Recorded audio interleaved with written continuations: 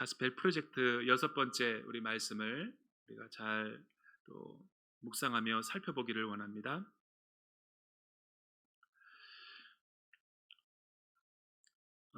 최근에 어떤 신문 기사를 읽는데 경제가 하도 어렵고 힘들다 보니까 그런 기사가 제 눈에 참 띄더라고요. 왜냐하면 오랫동안 이 연구 단지에서 연구하고 또 10년 그 이상 동안에 많은 투자와 또 많은 연구와 또 많은 인력을 동원해 가지고 어렵게 이 기술을 확보하고 기술을 축적해 가지고 이렇게 경영하는 어떤 CEO께서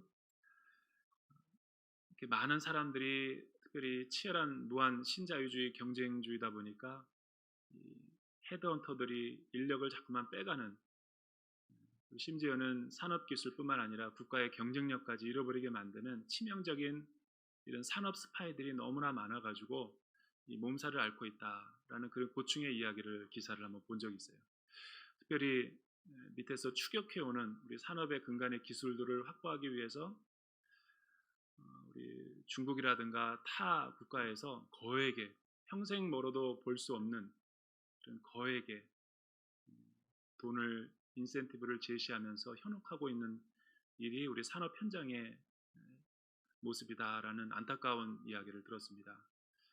대기업에서도 임직원으로 근무하신 분들이 이제 퇴직을 하게 되면 3년 동안은 다른 회사나 다른 나라에 이제 이렇게 이동할 수 없도록 이제 법적인 사인업을 하고 그렇게 은퇴를 시키는, 그동안에 이제 3년 동안의 월급을 보장하는 대신 다른 회사에 가서 기술을 유출시키면 안 되고 또 뿐만 아니라 중국에서 같은 정보를 주면 안 된다라는 그런 계약을 했던 분의 이야기를 들은 적이 있어요. 얼마나 심각합니까? 여러분, 여러분들에게 누군가가 아파트 10채 이상의 거액을 제시하면서 USB에다가 회사의 어떤 도면이나 회사의 어떤 핵심 기술을 그 안에다가 담아서 건네주기만 해도 그 모든 아파트 10채 이상 값을 이체 주겠다, 현금으로 주겠다.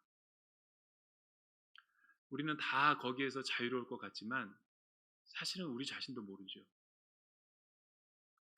예수님도 이 땅에 우리를 구원하시기 위해서 낮아져 겸손의 왕으로 오셨을 때도 공생애를 시작하기 전에 사단에게 이러한 많은 이 감정적인 유혹, 또 이성 생각으로부터의 그 유혹, 또한 어떤 그 의지적인 유혹, 이런 모든 것들을 우리와 같은 성정을 가지고 우리 주님도 똑같이 유혹과 시험을 받았다라는 것이 오늘 말씀의 핵심 요지이죠.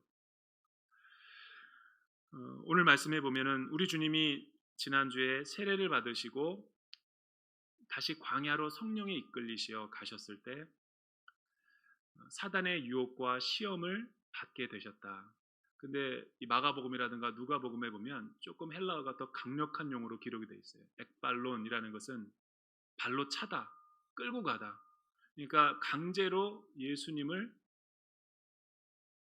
광야로 가서 사단의 유혹과 시험에 직면하게 하셨다.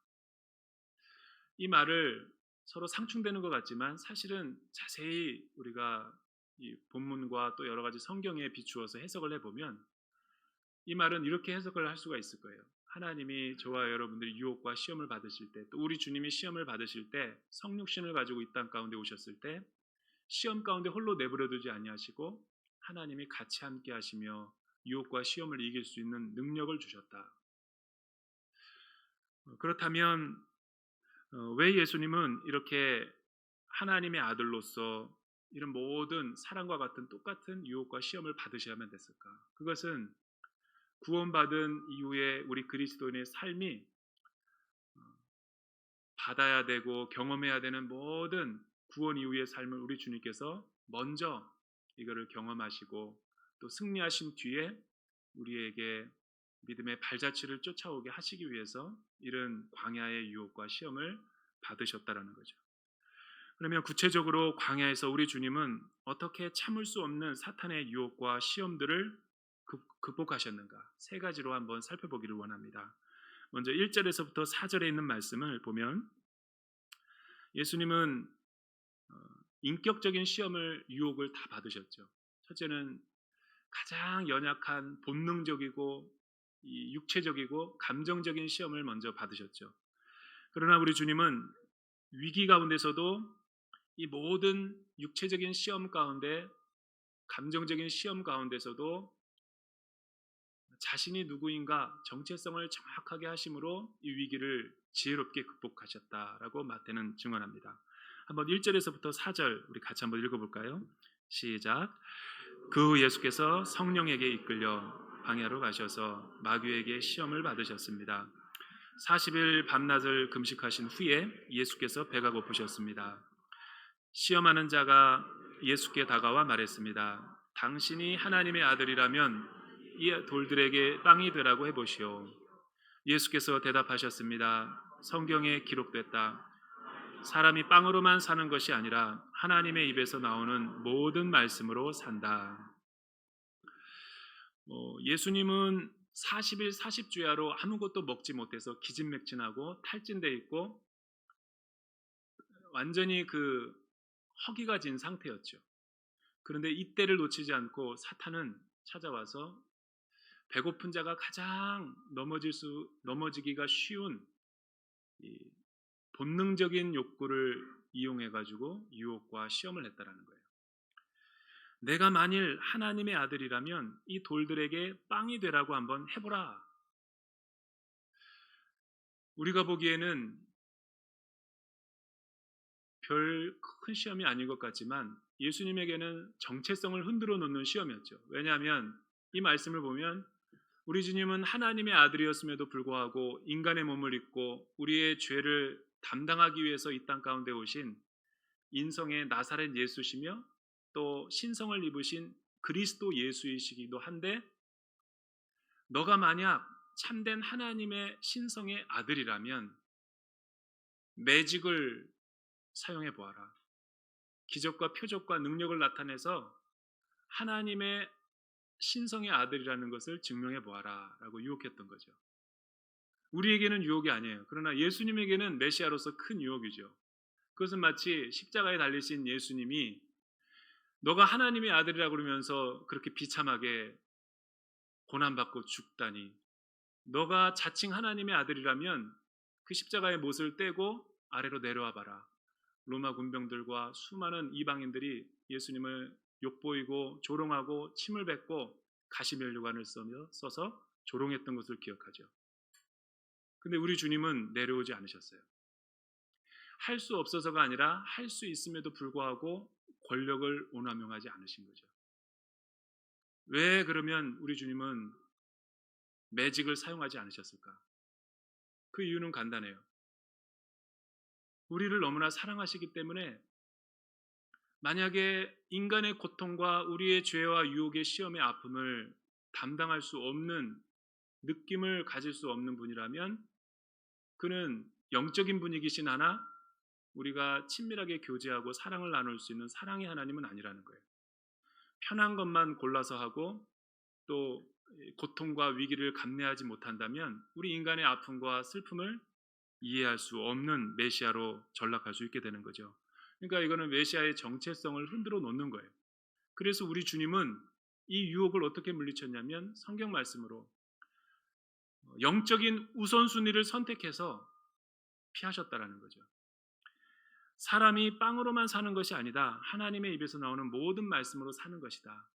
이 세상은 눈에 보이는 물질적인 세계가 있고 영적인 세계가 있죠. 만약 눈에 보이는 세계만이 전부라고 믿는 사람이라면 반드시 그 결말은 비참할 거예요.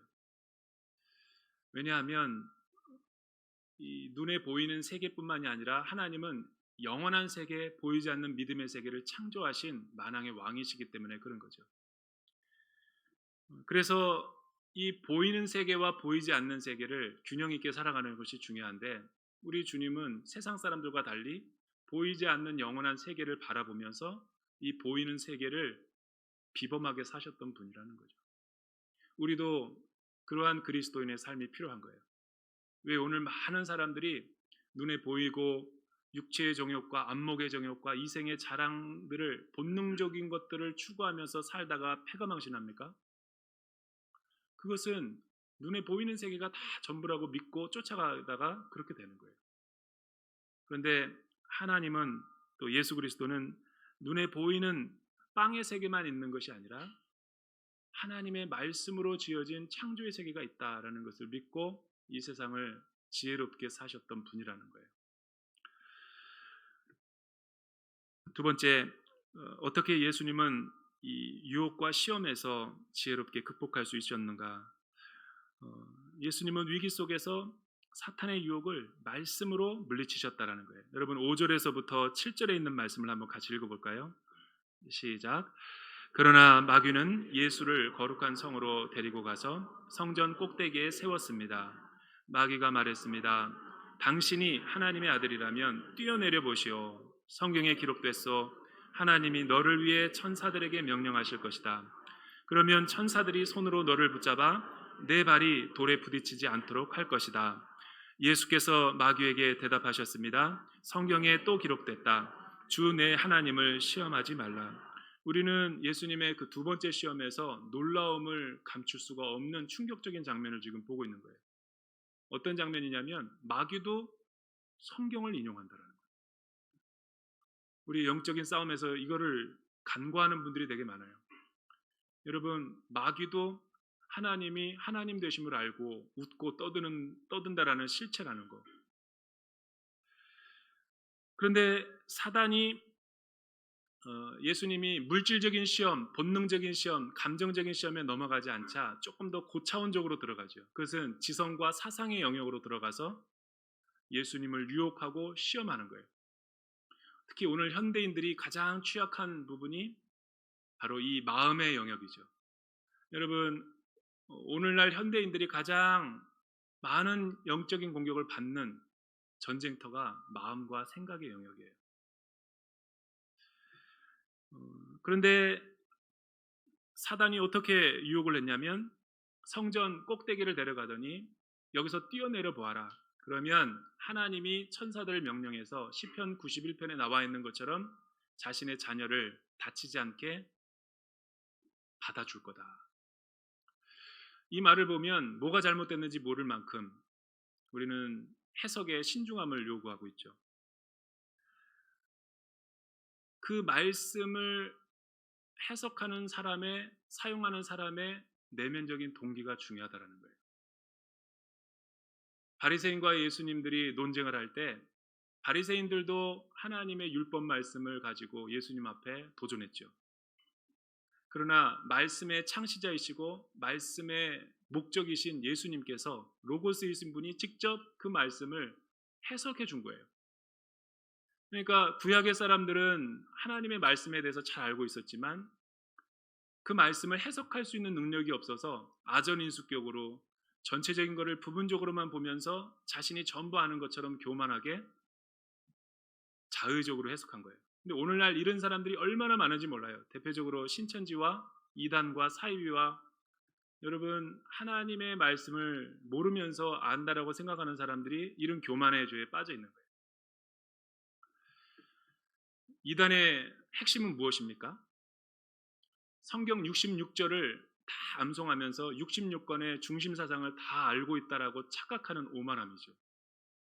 그러나 기신자들은 교회 신실하게 잘 다니고 있는 분들은 성경의 중심 사상은 잘 아는데도 불구하고 66구절을 암송을 못해요. 66년을 다녀도 6구절도 못 외우는 우리 성도님들도 많이 봤어요. 그냥 하나님의 말씀을 늘 편안하게 들으니까 설교를 1000번 들어도 유혹에 무너져 버리는 거예요. 그 이유는 뭐냐면 이단들의 가장 치명적인 약점은 그 부분적인 것을 전부로 착각하고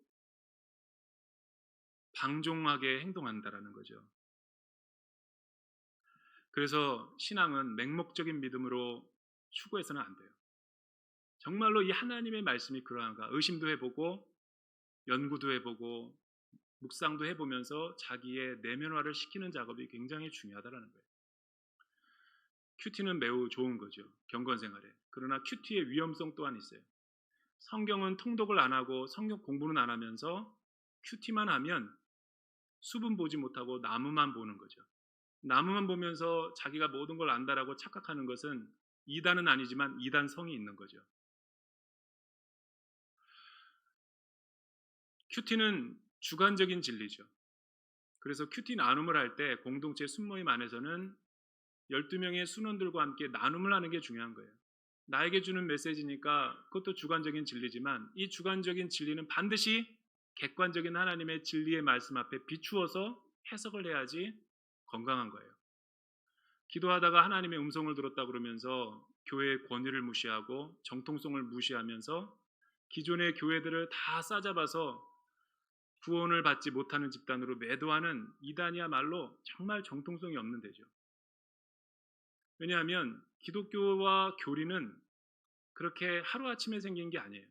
2000년 동안 수많은 연구와 권위자들과 검증된 결과 정통 교리로서 잡아 놓았기 때문에 여러분 그 안에서 진리를 기뻐하고 구원의 기쁨을 누리는 것은 대단히 중요한 거예요. 대단히 중요한 거죠. 오늘날 우리는 이 생각으로부터 상당히 많은 공격을 받고 있어요. 특히 코로나 시대 이후에 한국 교회가 흔들리는 이유가 무엇이에요? 저는 이런 이데올로기 사상과 부분적인 이해 때문에 생긴다고 봐요. 여러분 교회에 공예배를 드릴 수 없으니까 너무나 힘들어하는 분들이 많죠. 그러나 놀라운 것은 코로나 이전에 이미 이스라엘 백성들도 코로나 이상으로 큰 엄청난 재난의 충격 가운데 빠졌던 적이 있어요. 역사적으로 586년에 바벨론에 의해서 예루살렘 성전이 완전히 무너져 버린 거예요. 여러분 유월절과 오순절과 장막절을 지켰던 모든 유대인들에게는 성전은 그들의 생명과도 같은 거예요. 그런데 이방인들에 의해서 짓밟히고 성전이 무너져 버리게 되자 그리고 그들은 포로로 끌려갔어요. 그들의 영적인 생명은 다 끝났다고 생각했죠. 그러나 그들이 취한 믿음의 해석은 무엇이었죠? 예루살렘 성전이 없으니까 하나님이 신은 죽었다라고 외쳤나요? 기독교는 쇠퇴했다라고 이야기했나요? 우리의 믿음은 끝났다라고 했나요? 그렇지 않아요. 바벨론에서 그들은 하나님의 말씀을 연구하고 말씀을 필사했어요. 바벨론 포로에 돌아와서 제일 먼저 한 것이 예루살렘 성전을 건축한 게 아니죠. 보존한 말씀을 하나님의 말씀대로 잘 지키는 일을 한 거예요. 여러분 지금 우리에게는 그 작업이 필요한 거죠. 건물에서 예배를 드리 너무 건물을 갖다가 하나님보다 더 높이 우상 숭배를 하다 보니까 그 건물에서 예배를 드리지 않으면 우리의 믿음과 신앙이 다 사라져 버린 것처럼 그러나 그것보다 더 본질적인 것은 하나님의 말씀을 잘 내면화시켜서 그 말씀을 통해서 믿음을 공고히 했던 것이 우리 믿음의 선조들이 했던 거죠. 그래서 우리 북누리는 제가 보기에는 성경 2권 정도 써야 돼요.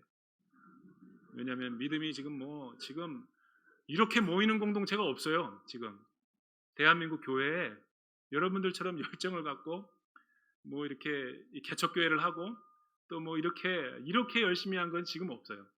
그래서 나는 세종 우리 그 교육관에 있는 분들은 한 성경 2권을 필사해야 되겠다. 공동체 형성이 지금 많이 필요해요. 그래서 여러분들 그 순모임 못 나온 분들에게도 제안을 해서 다 여기에 우리가 같이 필사해서 믿음의 유산들을 자녀들에게 나눠주자. 권면하는 건 되게 중요한 도전이죠.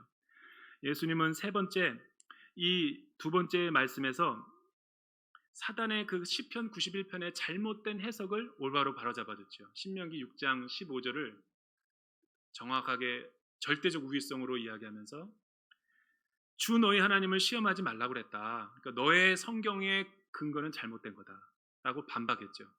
왜냐하면 이 91편의 말씀은 하나님의 말씀의 권위 아래에 있는 사람을 그렇게 보호해 주겠다는 말인데 이 사단 마귀는 자기를 위해서, 자기의 욕심을 위해서 성경을 인용하는 것이니까 예수님은 잘못됐다라고 얘기하는 거죠. 예수님은 세 번째 수많은 시험과 유혹을 어떻게 극복했어요? 위기 속에서 자신의 부르심을 통해 유혹과 시험을 물리쳤던 거죠. 여러분 8절에서부터 11절 우리 마지막으로 한번 읽어보죠. 시작. 그러자 마귀는 다시 아주 높은 산 꼭대기로 예수를 데리고 가 세상 모든 나라와 영광을 보여주었습니다. 그리고 마귀가 말했습니다. 당신이 만약 내게 엎드려 경배하면 이 모든 것을 당신에게 주겠소. 예수께서 마귀에게 말씀하셨습니다. 사단아 내게서 물러가라. 성경에 기록됐다. 주 내 하나님께 경배하고 오직 그분만 섬겨라. 그러자 마귀는 예수를 떠나갔습니다. 천사들이 와서 예수를 섬겼습니다. 예수님은 어떻게 사단의 유혹을 물리쳤습니까?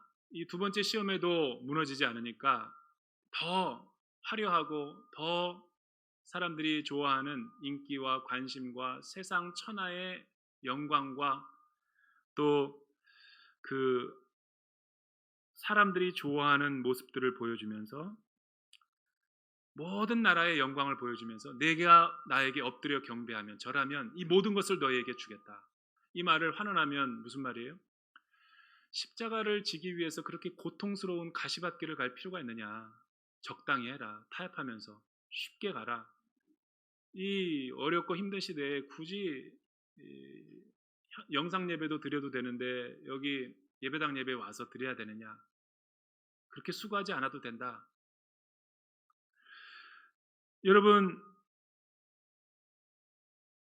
우리 주님이 그때 말씀으로 물리쳤는데 그 말씀의 내용은 뭐냐면 자신에게 맡기신 그 사역과 하나님이 시키신 일을 통해서 자신이 누구인가를 인식하셨죠. 이 일은 나의 일이 아니라 하나님이 나에게 맡겨주신 거다. 그러니까 우리가 정체성이 흔들리고 유혹이 몰려올 때 나는 누구인가를 인식하는 것이 굉장히 하나님 안에서 중요한 영적인 자세고, 두 번째는 이 말씀을 잘 묵상하고 마일리지로 공부의 내공을 성경 공부를 쌓아놓으면 반드시 이게 유혹과 시험에 있을 때 결정적인 차이를 만들어내요. 여러분 10년 동안 성경 공부를 받고 성경 통독을 하고 큐티의 내면화를 한 직장인과 교회 다닌 지는 20년, 30년 됐지만 한 번도 성경 통독을 해보지 않고 체계적인 양육을 받아보지 않은 직장인들이 유혹에 맞섰을 때 선택은 달라요. 청년부 생활을 제대로 하지 않아서 제자 훈련도 받지 않고 1대1 양육도 받지 않아서 시집을 간 딸이 양육을 할 때와 청년 때부터 착실하게 1대1 양육과 체계적인 양육과 OBC를 공부해가지고 말씀의 내공이 있는 자매가 자녀 양육에 힘들고 고통스러울 이때에 선택하는 태도는 다르다고요. 그게 뭐예요? 말씀의 능력이죠. 말씀의 능력이에요. 말씀의 능력이 없으면 세속적인 가치관이 왔을 때, 도전했을 때 유혹을 이겨낼 수 있는 힘이 없는 거예요. 우리 주님은 세 번째로 쉬운 길을 가라 쓸 때 거부했어요. 왜냐하면 나에게 이 십자가와 메시아의 사역을 주신 분은 인간이 아니라 사람이 아니라 하나님이기 때문에 고통스럽고 어렵고 힘들더라도 가야만 한다.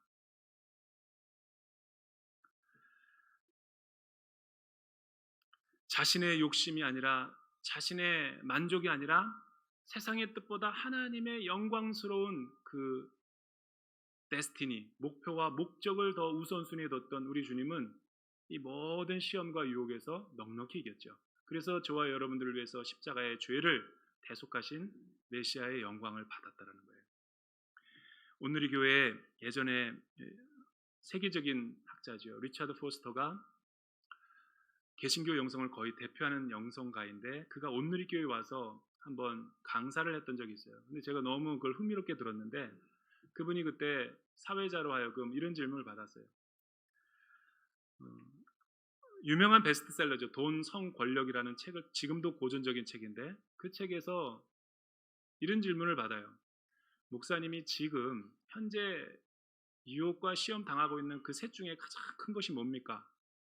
라는 저널리즘스틱한 어떤 그런 기자의 질문을 받았는데 그 대답이 아직도 잊혀지지가 않아요. 저는 목사니까 뭐 베스트셀러는 냈지만 돈을 번다고 해봤자 얼마나 벌겠습니까? 돈은 그다지 크게 나에게 유혹이 안 된대요. 또 아내도 너무 자기에게 매력적인 여성이라서 아주 그냥 그 영혼의 비타민 같은 여성이래요. 매력적이래요, 되게. 그래서 아주 영원한 아주 친구처럼 잘 지낸다라는 거예요. 근데 내가 살면 살수록 굉장히 싸우지 않으면 날마다 질 수밖에 없는 유혹이 하나가 있는데 그것이 권력욕이라는 거예요. 이 권력이 무서운 게 높은 자리에 올라가고 성공하고 어떤 실적을 내서 남들보다 우위에 쓰는 것이 다 모든 사람들이 그 권력을 지향하고 있죠. 본능이니까. 근데 올라가면 올라갈수록 끝을 모르고 올라가면 올라갈수록 하나님이 받아야 될 영광을 자기가 가로채고 있다라는 이 시험이 날마다 자기를 괴롭히고 있다라는 거예요. 유명해지고 스타가 될수록 더 높은 자리에 올라가면 올라갈수록 이 시험이 자기를 너무나 힘들게 한다라는 내면적인 고백을 한 거예요. 여러분, 여러분의 유혹과 시험은 뭐예요? 어, 예수님이 이렇게 시험 받았다면 우리도 날마다 이런 유혹과 시험에 직면할 수밖에 없는 것이 우리의 삶이죠. 그러나 이 유혹과 시험을 이길 수 있는 비결은 예수님처럼 하면 돼요. 예수님처럼 이 감정적인 유혹, 또 생각으로부터의 유혹, 또 의지적인 결단을 해야 될 때 결단하지 못해서 패가망신하는 것이 없도록 우리가 하나님과의 친밀한 교제와 관계성을 해야지만이 이런 모든 유혹과 시험에서 이길 수 있다는 거죠. 저는 세종교육관에 있는 모든 오늘 예배드리는 성도님들이 이 수많은 유혹과 시험에서 승리할 수 있게 되기를 주님의 이름으로 축원합니다. 기도하겠습니다. 하나님 아버지, 오늘 귀한 주일에 성도님들 오셔서 하나님의 말씀을 또 묵상하고 우리의 삶에 적용할 수 있도록 인도하여 주시니 감사합니다. 대전오늘교회와 세종교육관 모든 성도님들이 세상의 유혹을 거부하고 거룩과 순결로 승리하는 주의 백성들이 되게 하여 주시옵소서. 예수님의 이름으로 기도드립니다.